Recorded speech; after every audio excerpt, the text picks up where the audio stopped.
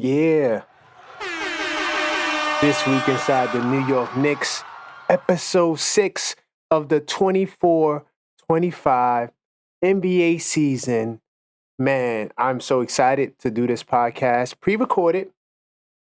Now, if you're listening to this message and you're listening to this podcast, I am getting dental surgery, so that's why I'm doing a pre-recorded version. Hopefully you guys rock out with it. Hopefully you guys like it. New York City, salute to you all. All you guys in the chat, man, I appreciate you guys each and every week tuning in to watch This Week Inside the New York Knicks and all the other platforms that we do on here. Man, this week was definitely a tough week, but we're going to get into it. But it wasn't a tough week. It was a great week up until one moment. And I guess I'm pretty sure you guys know exactly what moment that was. Hopefully my surgery goes well and I'm able to proceed with the plans. This week we got a very busy schedule. You know, we got the NBA Cup game, New York City salute to the Knicks for making it to the final 8, and they got a game against the Hawks. I will be doing a live pay-by-pay. Now, listen, if I can't go because of the surgery, then I'll postpone it, shut it down. But if I can go and I can talk, and I'm hoping that, it's a mild procedure, in terms of my wisdom tooth removal. But if it doesn't impact my ability to speak, look out for the live play-by-play on Wednesday. Also, this Friday, we got an NBA Cup game. Hopefully, we have another one on Friday. Depends on if we win on Wednesday. Now, there is some adjustments to the schedule because right now, the way the NBA Cup is set up, the winner of Wednesday's game between the Hawks and the Knicks, if whoever wins, will move on in advance and go to Vegas for the Final Four. Salute to the Knicks having the opportunity to get there. Now, once you get to the Final Four, that game will be on Friday. Right? No, Saturday. Sorry, that game will be on Saturday if you win. However, if the Knicks lose, then they will play on Friday. So right now, salute to you if you tuned into the Knicks call-up show, right? The first ever Knicks call-up show. It was crazy. It was lit. I had a Lakers fan on there. I had to give him an adjustment. You can't talk about these Knicks, man. And, I study the Knicks. So if you don't study the Knicks, there's no way you can get into a fair debate with me. But that show took place on Friday. Great reviews, rave reviews. So that show will continue. It's a flexible show, and it's done the night of the games where the Knicks don't play because I don't want to interrupt with the game and the flow of the game. So if the Knicks do lose, then we will do the Knicks call-up show on Thursday. I have a special guest. Hopefully that can make it. He's trying to work with me with the flexibility of the circumstance. And a salute to New York City salute to Ron from Still Knicks Fans. He said that he'll come on and he'll hold it down with me. So if you want to talk to me and Ron, look out for the show. It will either be Friday at 10:45 p.m. or Thursday at 9:30 p.m. The best way to keep up with all the listings for all my shows is to go to the video section and go to live section, and you will be able to see the scheduled shows that we have going forward. So I just want to clear up the air with that. We talked about the live play-by-play. And also, by the way, if you didn't get a chance to check out the Knicks in 10 show I did, salute to everybody that checked that show. I did a live last week kind of spontaneously talking about the 10 games that we reached in the season. I like to do an analysis every 10 games to see where we are. Very detailed, very stat-oriented. So if you want to see exactly how the Knicks are doing, go check out that episode. I strongly recommend it. Oh, I do got to give a New York City salute to Richardson Hitchens, the boxer from Brooklyn, the 140-pound junior welterweight champion. He won the game. He won his match in Puerto Rico, right, against Liam Paro. I actually watched that fight. Because the Knicks game was on the same night, so I had to go back and re-listen to the fight, rewatch the fight. I want to give a big salute to him because New York City stand up, man. And the young boy, I remember, I think I saw his first televised fight. And I believe he was with Showtime. And, of course, there's no Showtime right now. But, salute to Richardson Hitchens, man. Just had to give a New York City salute to him. And then This Week Inside the New York Knicks is a podcast that's dedicated to documenting the Knicks 365, 7 days a week. If you give me 50 minutes, I give you the Knicks. And being that this is a pre-recorded show, I will try to keep this within 50 minutes. So I'm going to jump into research mode early. Pow. Got some changes, y'all. What do I have behind me? Oh, wait. This is This Week Inside the Knicks.com. Right? So salute to you guys. Guys know I've been telling you about This Week Inside the Knicks.com, a website I've been trying to do. Hold on. Let me adjust my background for a second. 1 second. Let me jump out of research mode. Technical difficulties. This is something I noticed in the background. I'm a stickler for stuff like that. As I adjust it. And by the way, I am never adjusting or editing. I'm not editing this video, so this is going to be raw. It's going to have all the tape. It's going to feel like a real live show. So I'm ready to get back into research mode. Bam. Okay, cool. So if you notice, what's behind me right now is This Week Inside the Knicks.com, the official website for the podcast, and the best way to keep up to date with the pod to know exactly what's going on. So salute to me for getting that done. I said I've been working on this blog for a while, for months now. I've been talking about this blog and, just a hub where, because I go over a lot of information as I make this little adjustment in the background. Hopefully you guys don't really notice it. But one of the things I do is I take a lot of notes and I come with a lot of references to a lot of websites. So the whole purpose of this blog is for you can go get the sources to all the information that I'm talking about. Of course, I got some hats on here. It's fire. Trust me, go to thisweekinsidethenix.com and you will be able to see exactly what I'm talking about. So I'm going to be working from here. Right, so I already uploaded the episode, and the episodes, the notes, the blog post that goes along with the live that I typically do will always be posted Monday mornings by 9 a.m. You will be able to go read the news that we're going to be talking about, flagships, game reviews, all that stuff. This is the best way if you're struggling to keep up with the Knicks because you're busy, there's a lot going on, and you don't want to miss anything. This will summarize the week.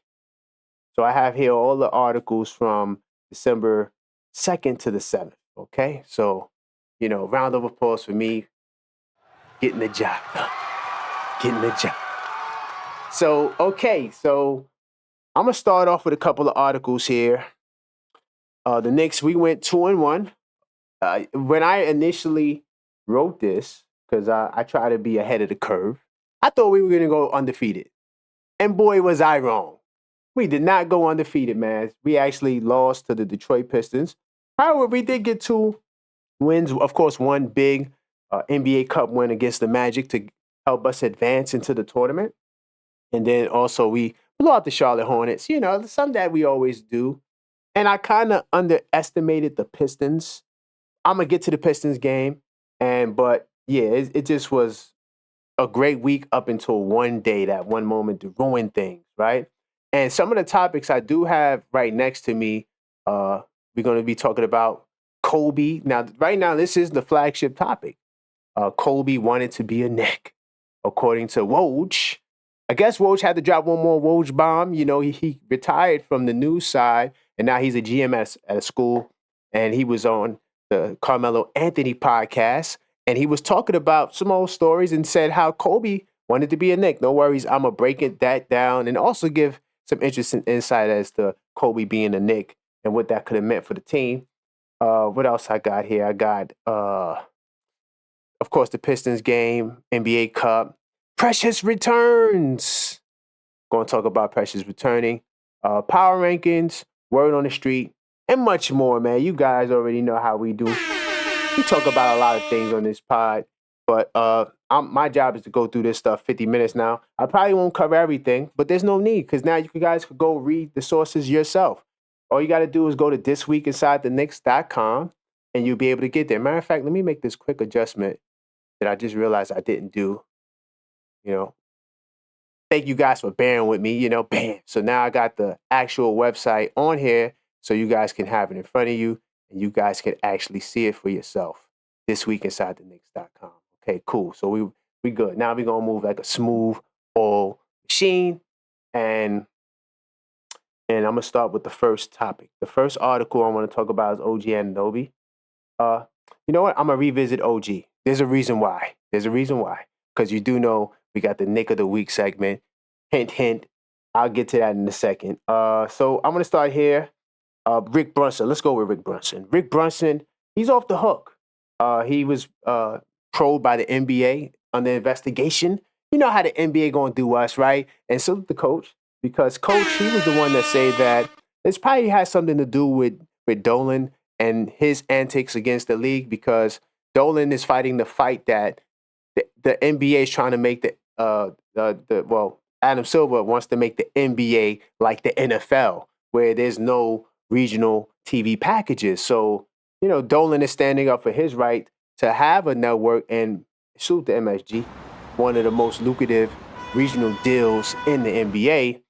And this could be all a preemptive attack, or not attack, but just a response to tell Dolan, hey, we could play the game too. You want to be petty? We're going to be petty. So the NBA, they went to go investigate if there was any foul play in the promotion of Rick Brunson. But what they found was that there was nothing there. And of course, there was never going to be nothing there, right? The NBA has cleared the Knicks of wrongdoing after a probe into the team's promotion of assistant coach Rick Brunson, right? The league was looking at whether or not Brunson's pay raise this season was related to his son, Jalen. Salute to the captain. By the way, I'm got something to show you about the captain in a second. Some of you guys who watch the channel know where I'm going to go. But when the captain, he did one of the greatest sacrifices in NBA history, sacrificing all that money, they wanted to know if whether or not that had anything to do with, Rick Brunson getting the promotion. So, and they found out it wasn't. So salute to Rick Brunson and the guys for clearing that up. Let's see where else I want to go. We could go into Mikal a little bit. A little Mikal Bridges, right? So Mikal Bridges, he had a disappointing start to the season. I do have a theory on Mikal Bridges, and you know what? I'm going to get into it now. I'm not going to make you guys wait for that. But the NBA Insider called Mikal Bridges' start disappointing. And I might make that a blog or a poll this week because I'm curious to know how you guys feel about that. Is Mikal Bridges disappointing? Was it a disappointing start? I mean, some of you guys, I think, do feel that way because you kept harping on the 6 picks. We traded 6 picks for him. So I think some of you guys might feel that way. Me personally, to me, the Knicks, I knew as a whole they were going to take time to, get to where they have to be because it's a brand new team.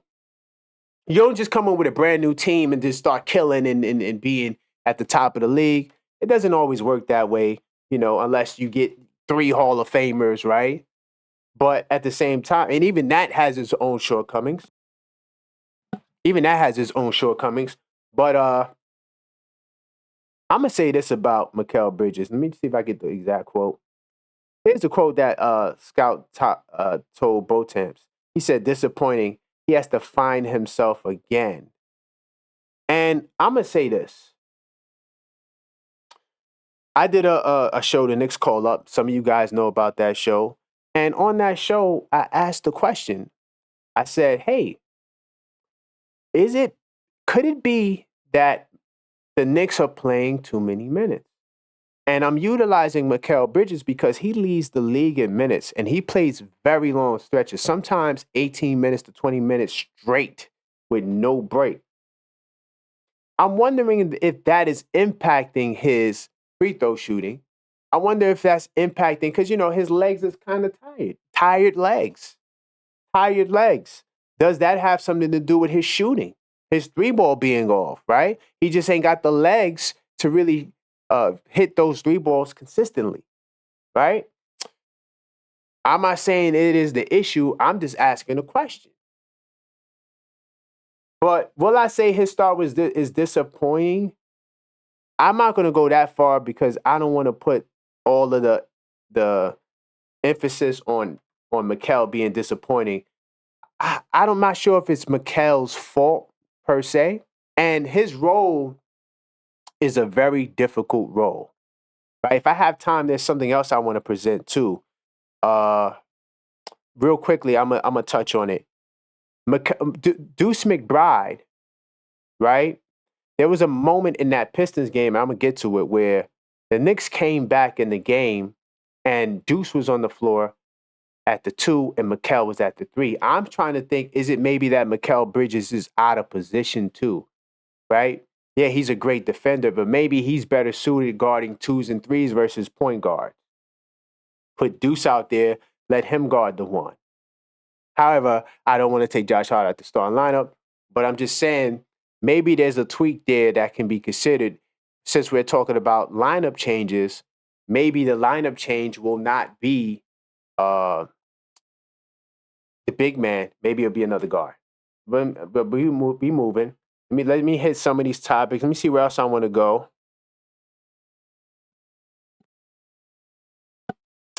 Jalen Brunson, the fun story. Jalen Brunson, according to Hoop Hype, well, they got a quote here. Jalen Brunson didn't just win over the New York Knicks fans in 2024. Check this out. He inspired dog owners too.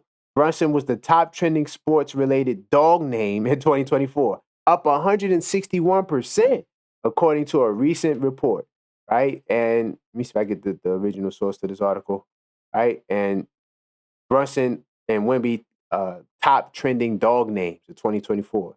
Brunson, you know what's funny about this? What's funny about this whole thing, and by the way, like I said, all the articles are listed here. You guys will be able to access it. I will link this to the blog post, to the actual YouTube video. But the interesting thing about this, just a year ago, maybe even under a year's time, Stephen A. Smith made a joke and said that, well, he's more famous than any Knick, right? And because the Knicks don't have any stars. Boy, has that changed in a year's time. Jalen Brunson is a star. Salute to the captain, Jalen Brunson. By the way, quick little segue. Guys, I want to introduce you guys, right, to the shop.theobjectiveknicksfan.com. By the way, that website is still there, theobjectiveknicksfan.com too. I got 2 websites. But shop.theobjectiveknicksfans.com, I have a Captain 11 line, which is all in tribute to our captain, right? The Brunson burner, right? Captain 11, Captain New York, right? And it's inspired by him. We got hoodies. We got the mug. Ooh, I can't wait for my mug to get here, right?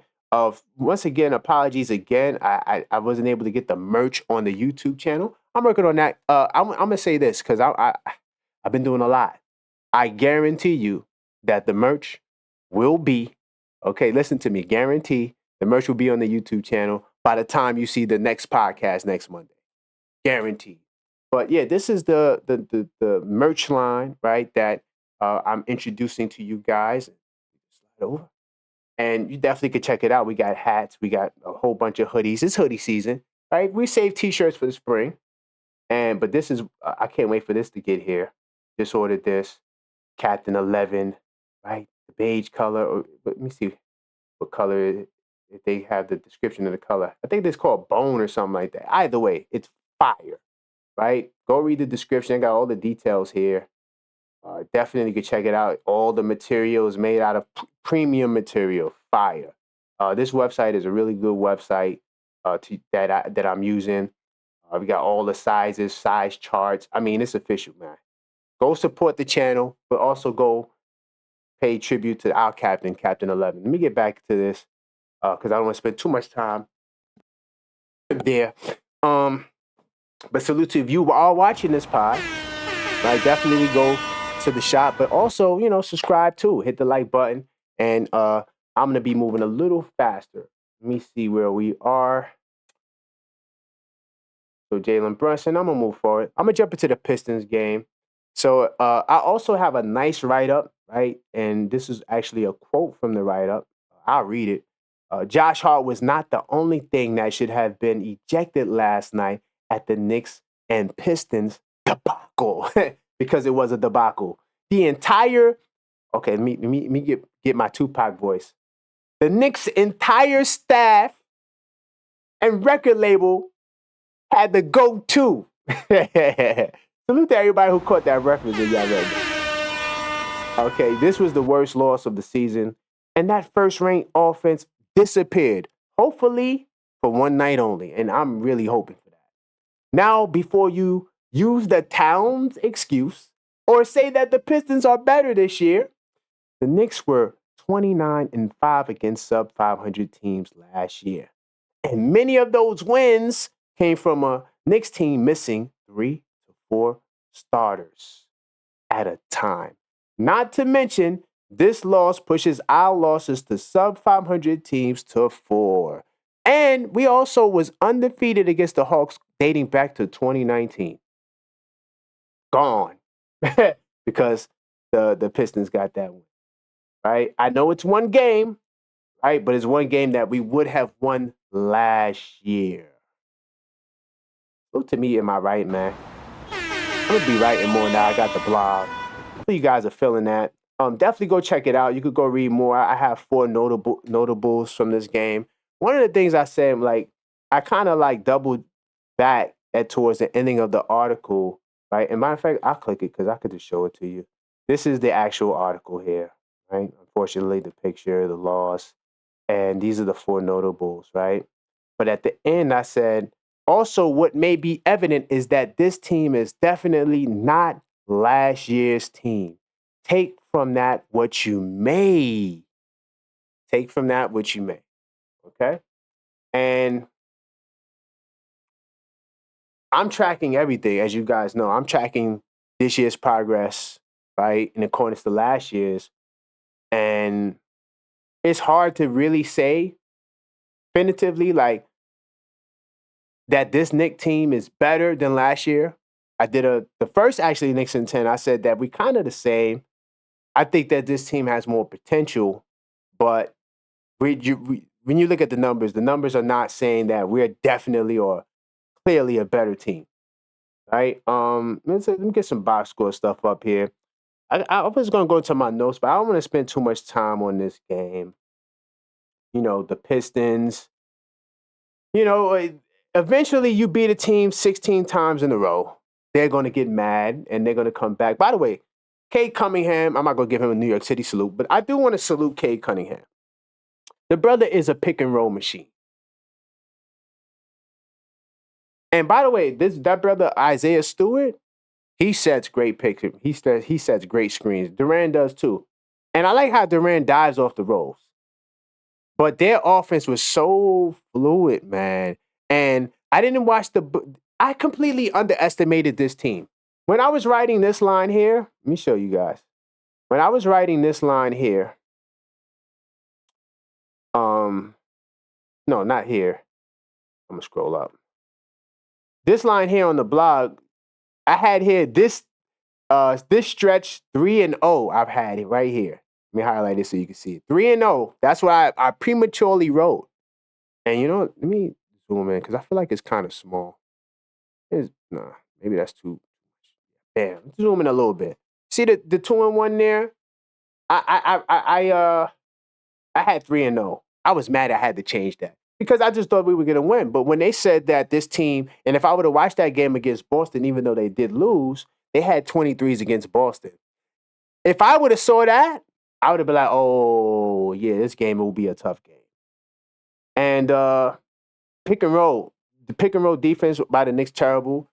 If they switched it, if they blitzed it, if they didn't have a plan B, the rotations wasn't there, right?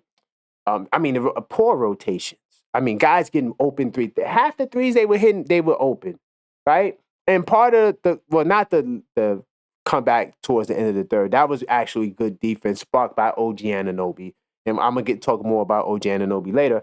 But the Pistons started missing a lot of threes in the beginning of the third quarter. That's how the Knicks were able to, chisel a little bit. But the Knicks 3-point defense is terrible, right? And I said, like, the Knicks were averaging 34, 35 threes. Teams are getting the same amount against the Knicks. They're giving up that amount, right? And yeah, you look at the Knicks, right? And we're shooting 53% from the field, which is good. But you're still losing, and I consider this a blowout. This is a blowout loss. Even though it's not a 20-point game, the game was not close in the final 5 minutes. Right? The Knicks tried to chisel away, but this lead was way bigger. Right? And yeah, Towns was not there, okay. But last year you win this game without your second stars. You was winning these games without your, and yes, it's a different team. Take from that what you may. Jalen Brunson, 31 points, 10 assists, double-double, but turnovers, 5 turnovers. He had 4 turnovers in the first half, JB, the captain. Pistons defense was also good. I think they had the 15th ranked defense. This one I wrote it down somewhere. I think they had like the 15th ranked defense coming into this game. And not that that's a world beater number, but the real key, and the real key of the season is not the Knicks being a top rebounding team themselves, because we know that they were in the bottom 20s, right? But the key was the Knicks was the number 1 team in keeping guys off the glass, right? So even though they wasn't rebounding high, they will also limit the opposing team's boards. That's what we failed to do in this game. We failed to dominate the glass.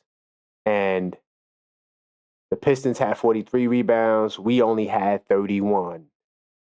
To those people that would get on Towns and say Towns is a 4 and this, that, and the Towns is a 5. That's all I'm gonna talk about this Pistons game. I trust me, I can do an hour show breaking down this Pistons game, but I don't want to be here for too much longer. Keeping you guys here because we got Flagship and a lot to talk about.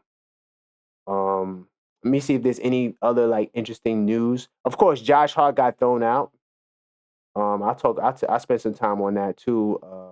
The post was talking about it. Tom Thibodeau, he said that he was in drill with Josh Hart, late ejection. Right, can't have that. That's Coach Tibbs' words. Josh Hart argued that he didn't curse and he didn't believe he deserved to get his first technical foul in the first half. Right, and then he received one in the second half. While Cade Cunningham was barking on the ref, and the ref I'm not sure if the ref apologized, but the ref was quoted to say, "I didn't see it," and then called technical. So that's why Josh Hart was, getting upset. And I'm riding with Josh Hart on that. I think that Josh Hart definitely shouldn't have got the technical. If you're not going to get called one on Cade, you shouldn't call one on Josh, right? Now, once again, I don't know what he said, but Josh Hart said he didn't curse, right? But also, Campaign didn't play as well in this game. So the Campaign has been bringing the offense. He's averaging about 8 points a game. I think the Knicks bench gives you about 17 points a game. So you're missing out on 8 of those points. So that was also a huge blow there, but there's no excuse. You got to win these games because Kohler came in the game, his first 3 he hit. Maybe you got to give the young boys more time. I'm gonna talk more about Jericho Sims too, but I want to get out of this game. Let me jump back. Close tabs to the right. Do you see how much more efficient this pod has been thus far? When I just love this setup. Like this week inside the Knicks blog, man. I'm just working off the blog. It's pretty and my notes, but yeah, I'm just working off the blog. I'm happy, man. This is one of my crown achievements. Let's see. Let me see what more topics we got here. People talking about the Karl-Anthony Towns trade. It's still too early. This is the ESPN Plus article. Just kind of talking about trade comparisons. I don't really care about that. Let me move forward. Like I said, all the topics, if we don't touch it, you can see it right here on the blog. So we can come to hardcore stops going forward to make sure that the podcast is not running too much over time. And yeah, there's actually an article here too. Karl-Anthony Towns returning to vintage rebound after Knicks position change. Facts. And this is what I've been saying. This is what I said since the beginning of the season, since the preseason, honestly. I said that, yo, Karl-Anthony Towns is going to dominate, right? On the Knicks call-up show on Fridays. Be on the lookout for that. I said that Karl-Anthony Towns is the best center in the Eastern Conference. He's the second best center in the league right now behind Jokic. This man is incredible. He's leading the league in boards. You've seen the drop off that we had against the Pistons. So yeah, I concur. I think that the position trade change has been great. Also, real quickly, there's another article talking about the captain that I want to jump into. Jalen Brunson's description has changed, leading the Knicks to new heights.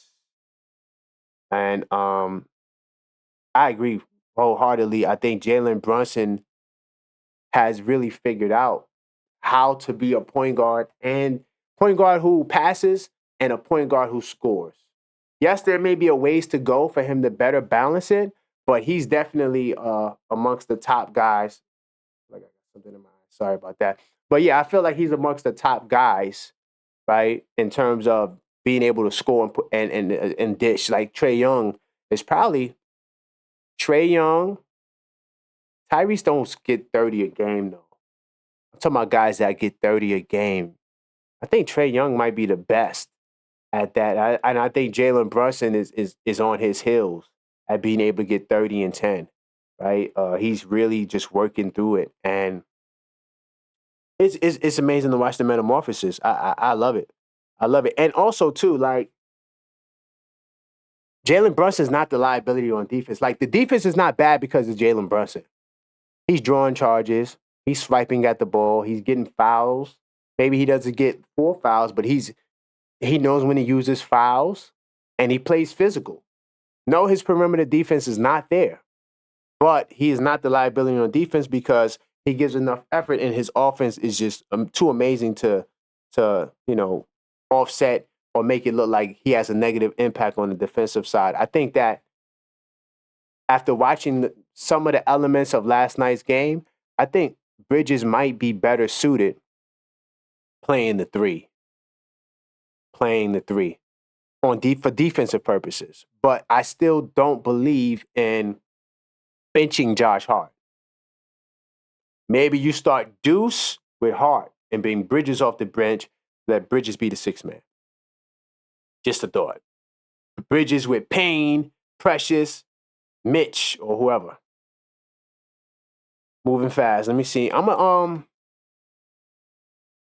think we're gonna jump into Flagship. What time? 33 minutes. Yeah, I'm not editing this down, guys. So I'm gonna jump into Flagship. So Flagship, we're gonna talk about Kobe. I'm not gonna spend too much time because there's a lot of other things I do want to get back into. By the way, you know what?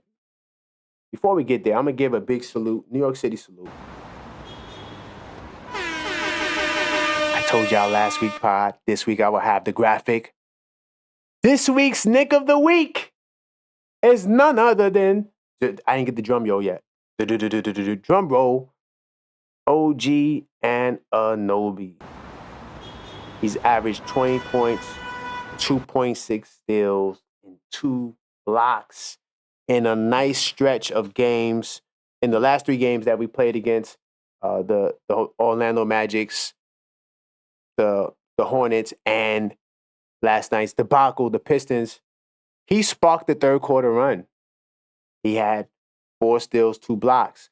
He blocked Jalen Duran at the basket. He had another block on who was that he blocked? He blocked another center too. This man, salute to OG. He's really, I think besides Towns, of course. But Towns is a center, so I'm going to leave Towns out of it. I think OG Anunoby has really not mastered. I don't want to say mastered. I want to say he's acclimated himself the best to a position change out of anybody else on the team. Because everybody moved positions, right? I think he really acclimated himself the best. He even upped his rebounds. Just 1 rebound a game, but he took it up to 5. You know, I mean, that's impressive because you still got Josh Hart as like the power forward, you know, getting all the rebounds. But then this brother right here, man, OG Anunoby, just incredible, right? I know Towns had good games, but Towns didn't play the last game. Towns was honestly, well, probably would have been the Nick of the week if he would have played last night, because he had a brilliant stretch as well. Let me see if I got the numbers to show you so I can cross compare. Of course, I don't got it on the blog, but I got it here.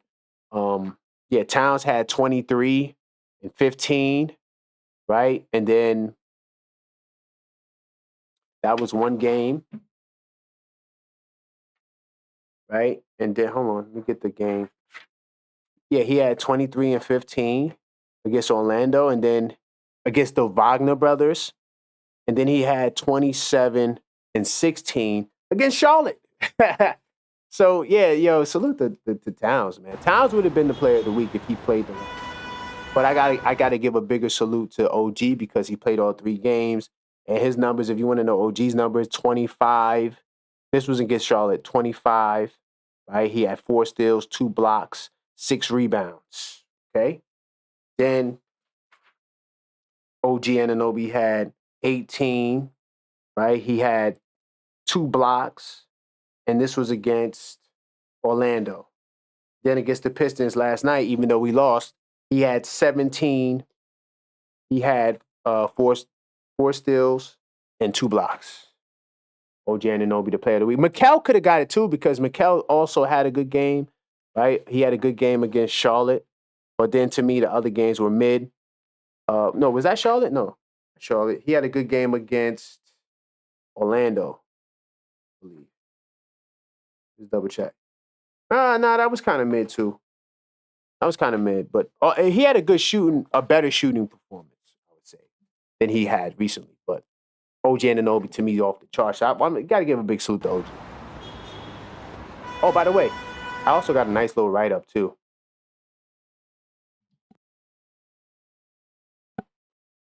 OG Anunoby. OG Anunoby emerged as the most impressive Knicks player during this 3-game stretch due to his remarkable consistency, impact on both ends of the court. Against the Pistons, Anunoby contributed 17 points while also showcasing his defensive prowess with 4 steals, demonstrating his ability to disrupt opponents and create transition opportunities. Man, go read my articles, man. I do a little writing. You know what I'm saying? I do a little writing. Just a little bit. Now I'm going to jump into flagship. Kobe. Now, at first, and let me see if I get the quote on the screen. Do I have an actual article here? Let's see. I think I do. This is the New York Post, okay? Quoting Adrian Wojnarowski. Woj had dropped another Woj bomb, right? And he says, this is the exact quote.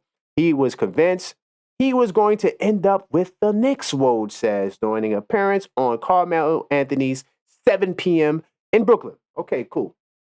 Now, the story was this. Now, this is not Kobe in 2010, right? This is not Kobe in 2008. This was Kobe between his final 2 to 3 seasons, right? I don't know exactly what year because I don't think he really said what year, but he did say this was during the Jim Buss era, right? So Jim, I did a little research, a little digging because, it's a lot of basketball to know. Remember, I'm just trying to get my notes together. Okay, cool. So my thing about it was when I first heard the article, I was hyped. I was like, damn, Kobe in 2004 was gonna come to, like, you know what I'm saying? But then when he said Jim Buss, I said, oh man. Oh man. Now, there's a couple of things that you have to know about this. The first thing I'm gonna say is this. This was not Kobe drop 40 on your head. This was the old Kobe that had the Achilles injuries and many knick-knack injuries towards the end of his career. In 2014-15, Kobe, he had 35 games, right? He only played 35 games. And then he played 6 games in 2013-14. He signed a 2-year deal in November 26, right? 2013, 2-year, $45 million deal given to him by Jim Buss, right? Now, I'm assuming the reason why Kobe had joked about being amnesty was because, his production was dropping and he was out. He missed a lot of time. And let me tell you, I was kind of disappointed because I was thinking about T-Mac, right? I was thinking about Penny Hardaway. I was thinking about Jason Kidd. I was thinking about Rasheed Wallace. I was thinking about Chauncey Billups. Think about all those guys. Great players, and we get them when they're done. And guess what? We would have got Kobe when he was done. So I was like, I was going to go in a negative angle. Going to be like, damn, that would have been a poor match. But because I'm the objective Knicks fan, and I also think about both sides, level-headed Knicks talk, we got to balance the scales. I began to think that Kobe would have been a blessing to New York. Why? Not because of playing wins. You had Phil Jackson with there. You wasn't going to win anything. But if the Lakers would have amnestied Kobe, you would have had an angry Kobe that would have probably never returned to the Lakers. And Woj was right, because Woj said, let me see if the quote is here. So here's the exact quote. He said, this was when Jim Buss was running the Lakers. I remember sitting there with Kobe down in Orange County. I think Tim Grover was with us. And I remember him saying, they're going to amnesty me. No one's going to claim me off waivers, and I'm going to go sign with the Knicks. And I believe Woj said that he said to Kobe that they would never do that. They'll burn it down, the town. Like, the Lakers would never do it, right? And my thing is this. If the Lakers were to do that, that would have worked greatly in the Knicks' favor, because now you get a top 75 talent, right? I'm saying because he made the top 75 team. Of course, Kobe's probably top 10, top 15 all the time. Some people got him number 1. He's up there, bottom line. You get a guy that high up on the totem pole, and listen, salute to Patrick Ewing. Salute to Walt Kyle Frazier. Salute to Carmelo Anthony.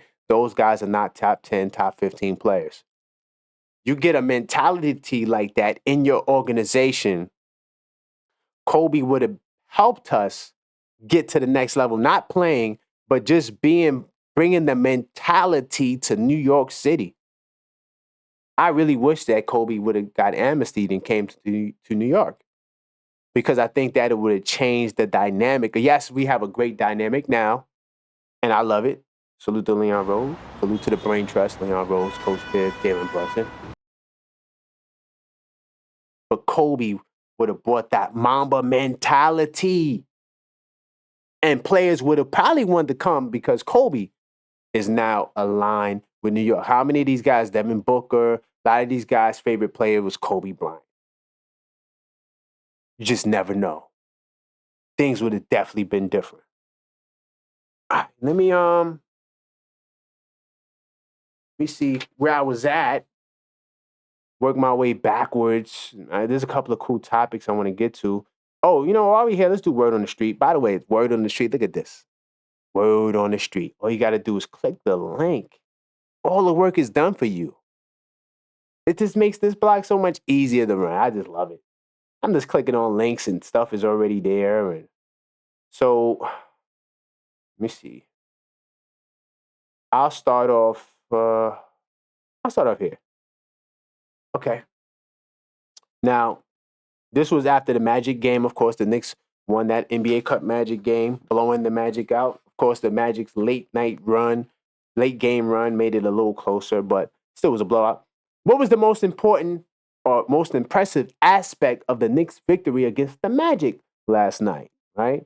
We got 165 votes. So I'm going to say shredding the Magic's third-ranked defense.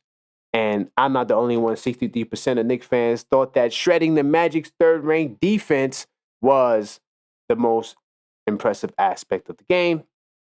23% said the Knicks are 4-0 in group play, which is impressive.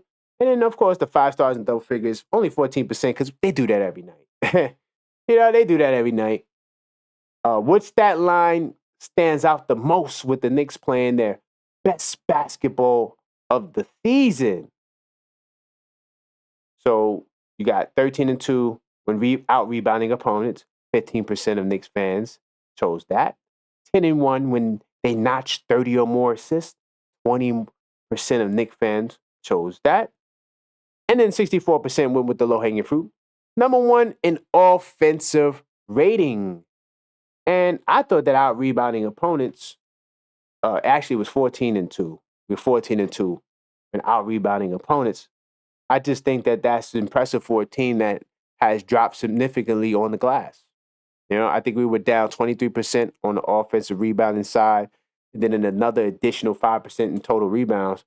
So for us to be 14-2 when out rebounding opponents, to me that's just hell of impressive to me. I don't know. Maybe I'm just missing something. Let me see. While the Knicks are hitting their stride offensively and showing flashes of solid defense, there are two areas of concern. Which one do you think is a bigger concern heading into the second quarter of the season?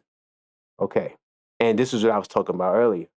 Slow starts and going down big. 28% of Knicks fans who voted said that. Players are getting too many minutes. 49% of Knicks fans agree with me that players are getting too many minutes. And 23%, both areas are not a concern. Okay, get some optimism there. Real quickly, I want to talk about the minutes. I think that Mikal Bridges is an example of the minutes might be working against these guys' productivity. We started off the season 1-5. Hold on, let me just double check to make sure I'm accurate. I believe we started the season 1-5. Yeah, when you go back to the first 10 games, we were 1-4 in close games. Now our record in close it improved a little bit. Now we are in close games. We've improved to 3-5. Right? Okay. I do think that early on, the guys were too gassed out in the fourth when it was time to close out games. When you look at that Chicago Bull game, guys making bad plays, you don't got your legs, so now you're making lazy attempts at defense and getting foul calls. Maybe that had something to do with the tired legs. I don't know.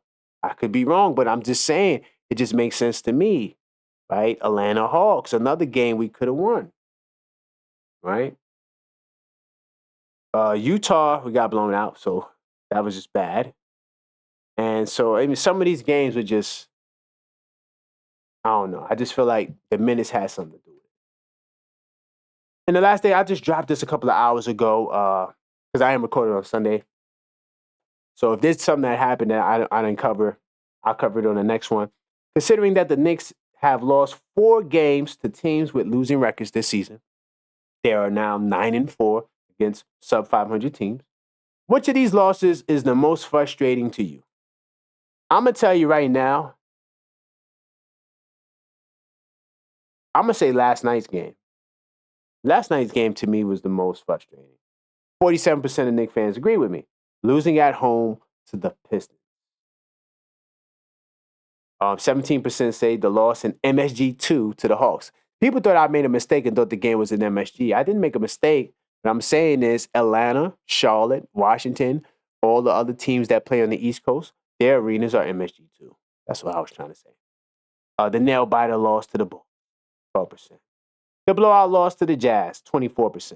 So, yeah, I'm expecting to see these numbers fluctuate, but I do think that losing at home to the Pistons, to me, was the worst. So, that's all for Word on the Street.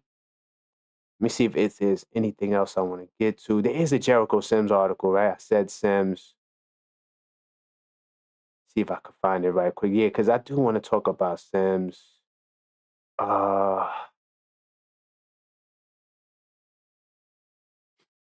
Because I honestly, and I don't want to sound like I'm that guy.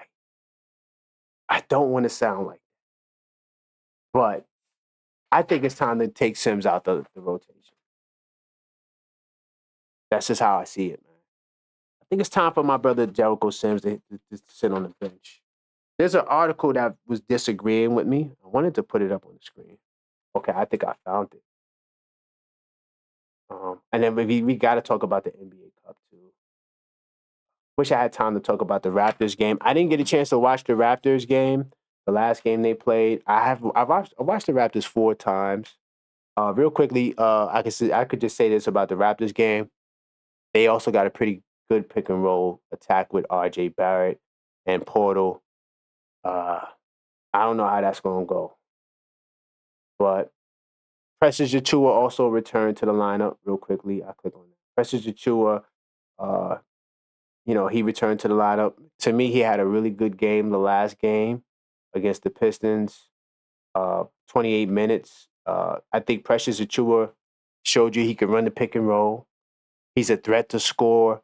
That's why Coach Tiz went with him in the second half, as opposed to Jericho Sims. Now, this article by SNY, salute to David Versberger.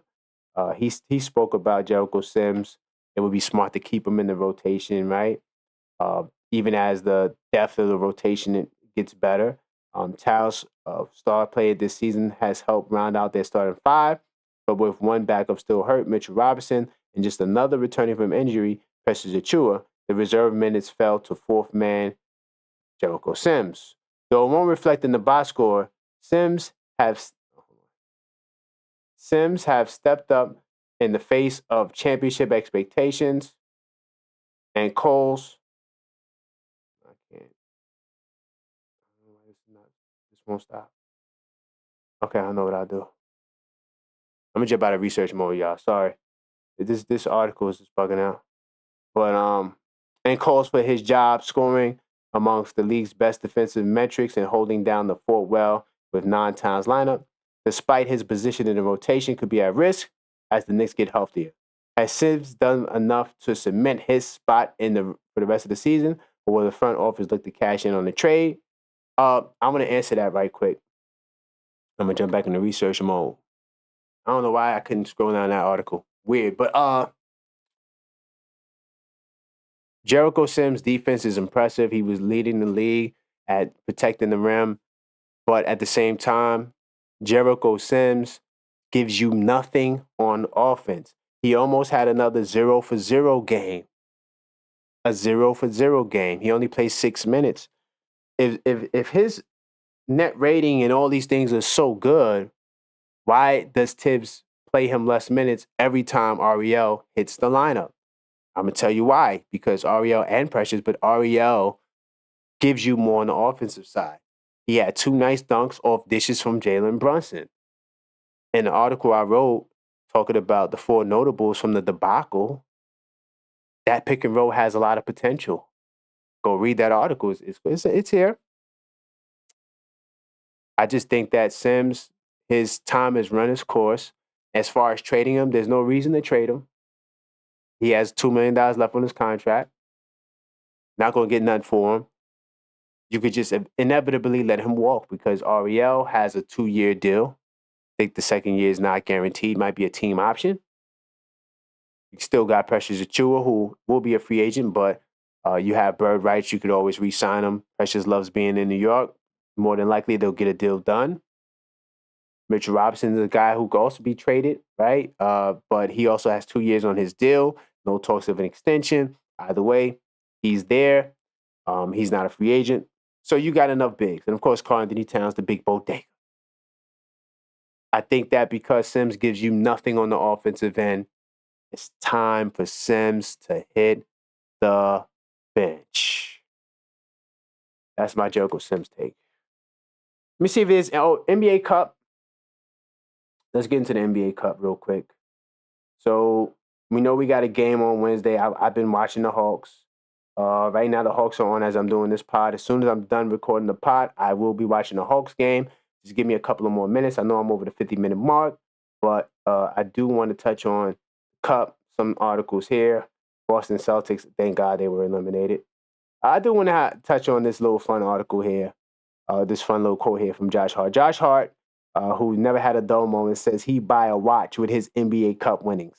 I don't really care about the end of the bench guys getting the money. I just care about me. And then Jalen Brunson cut him off and said, you're an a-hole. Salute their Hart and Brunson. They got it. But Jalen Brunson said his response, basically, to paraphrase and quote, He said that he wants to win it for those guys because those guys, can definitely greatly benefit by getting an additional $500,000 added to their check. I mean, those guys are pretty much getting $1 million. That's like half your check. So salute to JB and Hart. I know Hart was just being lighthearted.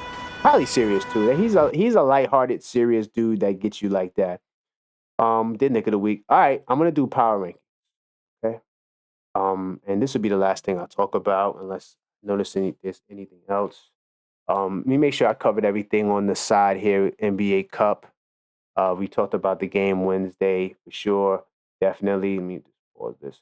The game on Wednesday against the Hawks, big game. Sort of covered that. We talked about the Pistons game. We talked about Precious returning.